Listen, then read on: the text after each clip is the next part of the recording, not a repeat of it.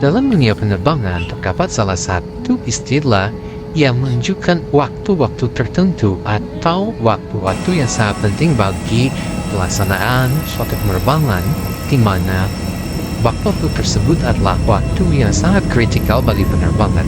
Salah satu istilah yang digunakan adalah Critical 11. Critical 11 adalah istilah yang digunakan dalam dunia penerbangan untuk menyebut 11 menit paling kritis dalam dunia penerbangan.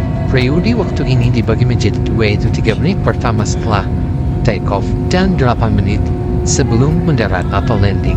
Jadi, kalau Anda melihat penerbangan saat ini kita dalam fase take off, maka take off pertama 3 menit pertama ini akan sangat krusial bagi kita semua, baik passenger maupun cabin crew.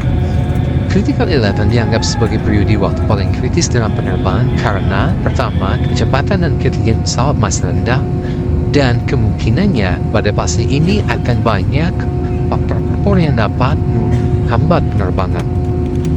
Dalam proses take-off, biasanya akan terdapat binatang-binatang liar atau kecepatan angin atau faktor natural yang membuat penerbangan tidak aman, termasuk juga sinyal daripada handphone atau alat junjungan daripada para passenger. Nah, kecepatan dan ketinggian pesawat yang masih rendah ini juga dianggap sebagai penyebab salah satu kenapa Critical 11 merupakan bagian dari faktor ini. Selanjutnya, ini pada kita saat kita pada proses take off, rentan sekali apabila pesawat itu menghadapi cuaca yang berubah, atau bisa saja ketika saat take off yang terjadi adalah landasan pacu tidak mulus atau smooth. Selanjutnya, pilot juga harus sangat fokus dan cabin crew harus memperhatikan semua insiden-insiden yang mungkin saja terjadi. Oleh karena itu, pada saat take off, banyak hal yang harus diperhatikan oleh cabin crew, penumpang maupun awak darat untuk memastikan bahwa suatu penerbangan itu aman. Selanjutnya, kita akan mengikuti arahan dan beberapa tips untuk passengers selama 8 menit. Posisi akan landing di bandara yang dituju. Namun untuk mendukung channel ini, teman-teman semua yang suka dengan video saya maupun informasi yang saya sampaikan, tolong di like, di share, dan subscribe channel ini.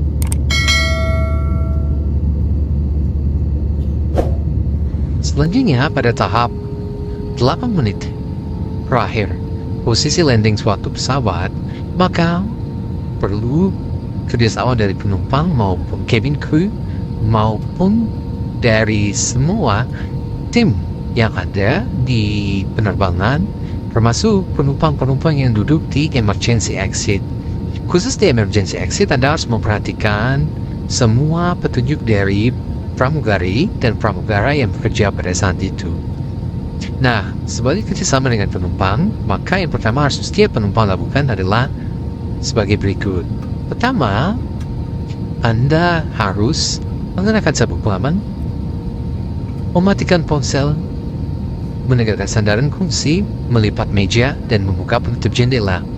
Ini biasanya diumumkan oleh para cabin crew sebelum melakukan landing ataupun pada sebelum take off.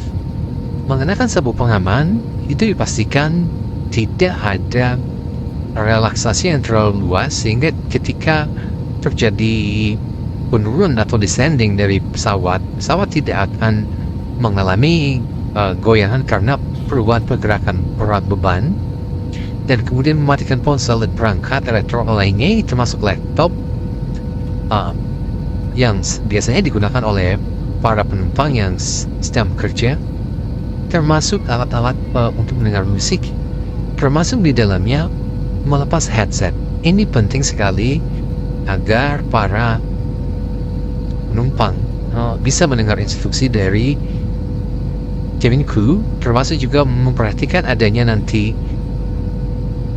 suatu kondisi di mana penumpang harus dievakuasi dan bisa secara sensitif bisa mendengar apa yang terjadi dan arahan kabin kru. Kemudian menegakkan sandaran kursi, ini juga untuk memastikan berat pesawat atau goncangan di kursi penumpang, misalnya penumpang akhirnya tergoncang karena suatu hal, ini juga bisa dihindari. Kemudian melipat meja dan membuka penutup jendela. Dari 5 aturan tadi, masih ada beberapa yang harus diperhatikan oleh penumpang. Yang pertama adalah, atau yang keenam adalah, duduk di kursi Anda dan tetap tenang. Ini untuk memastikan Anda tidak bergerak menuju toilet atau bergerak pindah tempat duduk. Karena sebelumnya, pilot akan memperhatikan beberapa indikator, apakah keseimbangan kiri kanan depan belakang pesawat telah seimbang, sehingga pergerakan penumpang tidak diharapkan terjadi pada saat critical eleven. Kemudian yang ke-7, khusus instruksi daripada kawal kabin harus kita dengar apa yang dilakukan, dan khususnya penumpang yang ada di exit window atau exit door atau pintu emergency. Itu ada, biasanya di pesawat kecil ada 2 arah pintu keluar, atau di depan dan di belakang, sedangkan exit windows atau emergency windows itu ada di tengah pesawat. Untuk Boeing 737-800, A320 atau A319, komposisi ini hampir sama. Kemudian di pesawat besar A330 sangat tergantung kepada jenis pesawatnya, maka ini harus diperhatikan. Kemudian passenger juga harus memperhatikan di menit-menit terakhir, kita jangan panik dan tidak melakukan tindakan-tindakan yang membuat sulitnya nanti evakuasi apabila terjadi evakuasi daripada kru maupun darat yang menghandle suatu pendaratan. Selanjutnya, ketika terjadi penerbangan goncangan, apakah itu karena natural, biasanya seperti angin kencang atau landasan pesawat tidak bisa dilihat oleh cabin crew, maka penumpang harus tetap standby dan tidak melakukan pergerakan yang signifikan.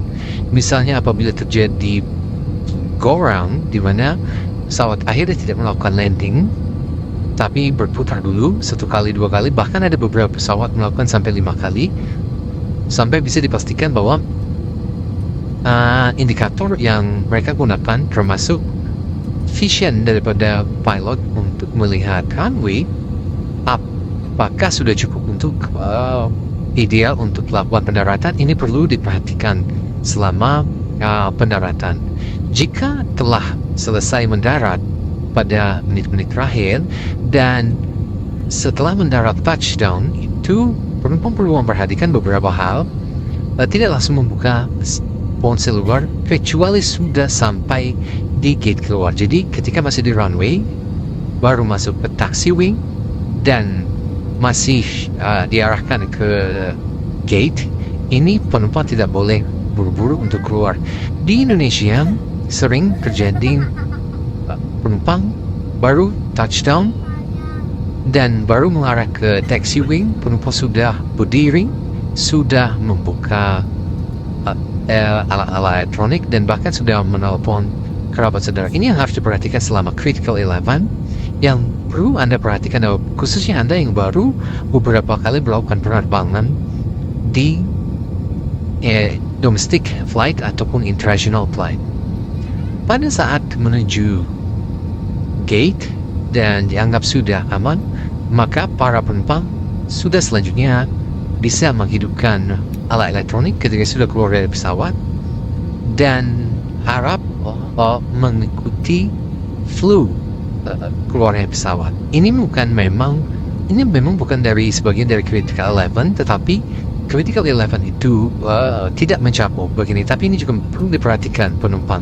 Selain memang dari fase-fase yang terjadi selama 11 detik tadi itu, 3 menit take off dan 8 menit landing, beberapa yang harus diperhatikan penumpang adalah agar kiri kanan apabila kosong jangan juga bergerak. Misalnya ada beberapa kursi yang kosong, jangan bergerak ketika Posisi Critical Eleven pada tahap Critical Eleven sedang berlangsung. Selanjutnya penumpang tetap mendengarkan aba-aba daripada cabin crew.